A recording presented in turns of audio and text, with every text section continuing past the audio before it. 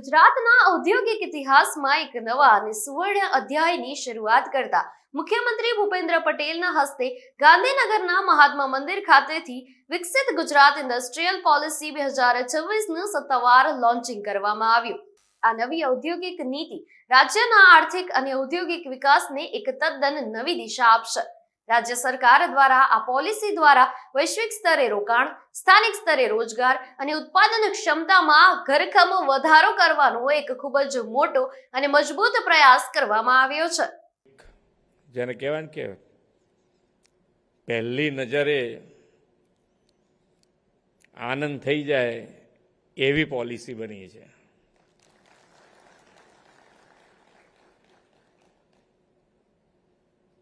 ભાઈ પહેલું આમ મેં કીધું કે આ બધાને તમે આપી દીધી છે એટલે બધા પોતપોતાની રીતે જોઈ લેશે કે આપણે ક્યાં ફિટ થઈએ છીએ।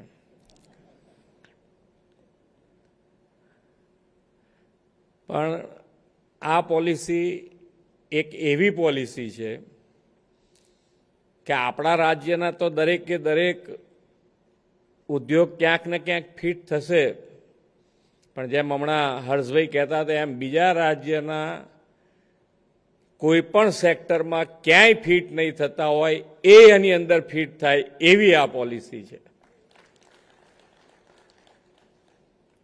કોઈ અને પોલિસી એવી બનાવી છે, તમારા બધાના અભિપ્રાયો અંદર તમારી શું માગણીઓ હોય, કેવી રીતની માગણીઓ અત્યાર સુધીના આવી છે, તમારે શું જોઈએ છે, પાવર સેક્ટર પાવરમાં શું જોઈએ છે, વ્યાજમાં શું જોઈએ છે, મૂડી ક્યારે વધારે જોઈએ છે, એ બધું જ એની અંદર સંકલિત કરી અને તમે સિટીમાં કરવા માગતા હો તો સિટીમાં તમને શું મળી શકે ને સિટીની બહાર જાઓ થોડાક કે એ એરિયા પણ ડેવલપ થાય। રાજ્ય સરકારને તો એવું જોઈએ ને કે ભાઈ થોડોક એરિયા જ્યાં આગળ હજુ થોડું ડેવલપમેન્ટની આવશ્યકતા છે ત્યાં તમે જઈને કરો તો એ એરિયા પણ ડેવલપ થાય, તો ત્યાં આગળ સરકાર તમારી સાથે વધારે ઊભા રહે। એ બંનેનો સમન્વય કરીને ખૂબ સારી પોલિસી બની છે। ગુજરાતની નવી ઔદ્યોગિક નીતિ 2026 ચાર મજબૂત આધારસ્તંભ પર ઊભી છે।